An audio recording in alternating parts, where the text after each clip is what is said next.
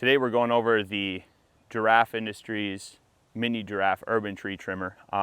Starting with the engine compartment, it's a 74 horsepower Deutz liquid cooled engine, serious upgrade from what we used to have. That engine gives us a lot of durability, a lot of power for when we need it. The engine is controlled by a horsepower management system, and what that is exactly is that will auto rev or auto idle the engine as it hydraulically as you need more power. It's engineered to give you more power when you need it, but it also reduces fuel consumption as you're running, whether it's a tree line, you're on a power line, you're in somebody's backyard. It keeps the engine at the lowest possible RPM so that we don't have excessive fuel consumption or excessive noise while we're on the job site. To start off, the fire ports are located on the side of the engine doors. In the event of a fire, never open the door. We've got fire extinguishers located on the back of the machine. Grab one of those, pull your pin, put the nozzle in the fire port, and pull your trigger. Never open the door in the event of a fire. Inside the engine compartment, we have a few crucial things to the operation of the Mini. The first thing being the engine cutoff switch.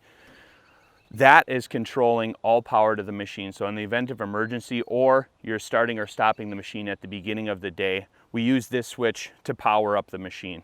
It's also got a lockable tab on the back for security reasons.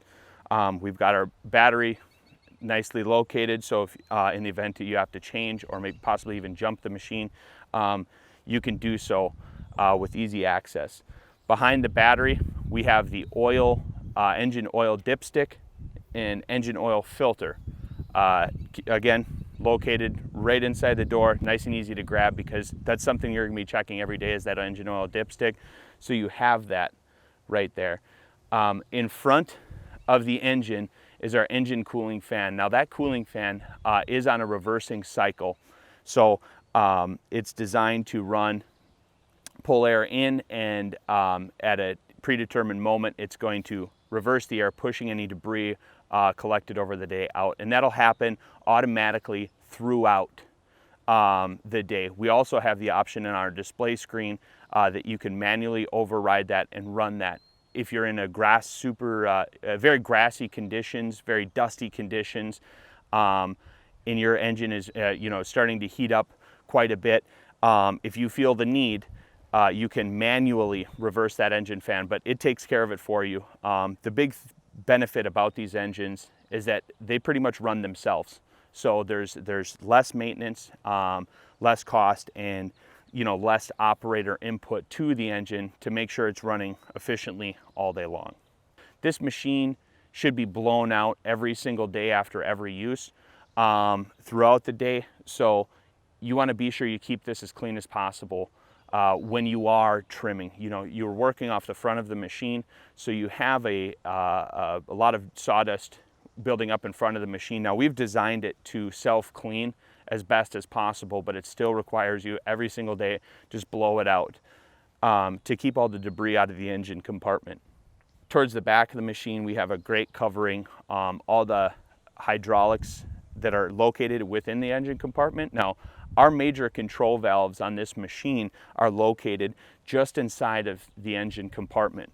So we be sure that there's good steel around that, good thick steel that can handle some abuse, along with a grating over the top.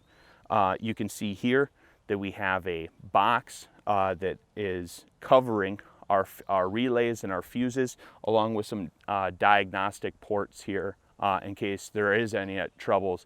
You can hook up to the machine and see what's happening with that. But all in all, the engine compartment's fully enclosed for good reason. We know where these machines are going to be. We're sure that Mini-Jarraffs can handle the environment that we're going to put these machines through, so we build the engine compartment to be able to handle that sort of thing.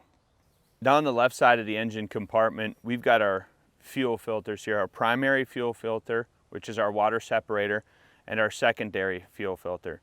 That primary fuel filter is just like all the other fuel filters in diesel equipment. We've got our drain on the bottom, primer on the top. So when it does get into scenarios where there's a lot of moisture in the air, or you're operating in cooler climates where the diesel fuel has time to cool down and heat up throughout the day, there's going to be water in your fuel at some point.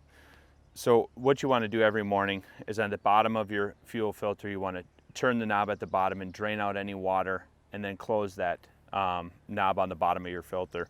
Then reprime at the top, so quarter turn to unlock it, pump it until it's nice and firm, go ahead, push it back in, and then quarter turn it to lock it. Our secondary fuel filter, that fuel filter, the screens and the filtering element inside of it, it's a little bit tighter. Tighter meaning that it's going to pick up more contaminants than this first fuel filter. So if you ever have any fuel issues or fuel related problems, you can change out this water separator. That's your first line of defense, but always remember there's a secondary fuel filter at the located on just the left side of the engine. On the front of the machine, we have our intercooler for our turbocharged engine and our engine radiator.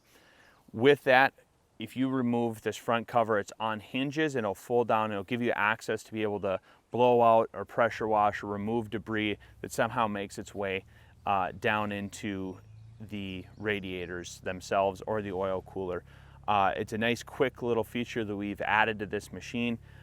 Easy to access. You're in and out of there within 30 minutes. On top of the machine, we have a few covers. First cover being our engine oil fill, and that's, again, on the left side of the engine, pulling out the dipstick, checking if you need to add oil. Just a quick removal of this cover gives you access to be able to fill the machine. As well as this rear cover. This rear cover is for your engine coolant. So that gives you access to the top of your expansion tank cap. And what that is just like a coolant reservoir and everything else. But on our machine, you're actually unable to see coolant levels. There's a sensor located inside of our expansion tank for our coolant system. What that is, it's actually a peace of mind. You don't have to check it every day, but if you're low or there's something wrong with that sensor, it's going to give you a code. It's going to let you know something is going on, and that engine is going to tell you it doesn't know where your coolant level's at. So it's going to give you a prompt immediately if it suspects the coolant to be low, protecting your engine further. And that's part of the safeguard control system on the Mini-Jarraff. In the event that you have to add coolant to the engine, remove the cover on top. That's going to give you access to the cap on top of the expansion tank. When you do fill that, please refer to the operator's manual, as there is a specific sequence of events that you need to do when you do fill coolant on the Deutz engine. Located at the rear of the Mini-Jarraff, we have our cooling fan, our hydraulic tank, our fuel tank, and then our fire extinguishers. So inside of our hydraulic tank, we have a locking cap, but once you open it, you have easy access to your return hydraulic filters and a fill port if needed. On the housing for the return hydraulic filter, you have a nice gauge. And what this gauge is when you have the engine up to temperature and the hydraulic oil above 80 degrees, which is easily read on our display, there is simply a go or no-go gauge for our return filter. And what that means is that if that needle is in the green, that return filter is flowing properly. It doesn't have too many contaminants or debris in it. It's working effectively. Once you're in the red, that's obvious. You're going to have some sort of debris or a clogged filter or a full filter full of contaminants. At that time, you want to be able to just quickly replace that return filter, drop a new one in, and you're, again, back to trimming trees. So we make that easily accessible, nice and convenient for you. It is one of the only hydraulic filters on the machine, so you'll be able to access that right at eye level, nice and easy to replace there. We have our fuel gauges here, full, half tank, quarter tank. With the Mini-Jarraff and the areas that it's able to get into, we want to be sure when it's down to that quarter tank, just go ahead and fill it up. The reason being is that we all know where these machines are going to go. You're going to be in the valleys, you're going to be in off-camber situations. So when it's down to that quarter tank, we just don't want you to get into an area where it runs out of fuel. You're lugging fuel cans back into an area because you can't get a truck back there or something like that. So once it gets down to that quarter tank, just be sure and fill it right back up. At the rear most of the chassis, we have a fire extinguisher in a lockable box. So you can lock that. We do recommend that at the beginning of every single day, you take off that lock, replace it with some sort of snappable pin. The reason being, if you ever need that fire extinguisher, you're not going to have time to find the keys, undo the locks, that sort of thing. You want quick access to that. But we do provide locking capabilities for the fire extinguisher on the rear of the machine.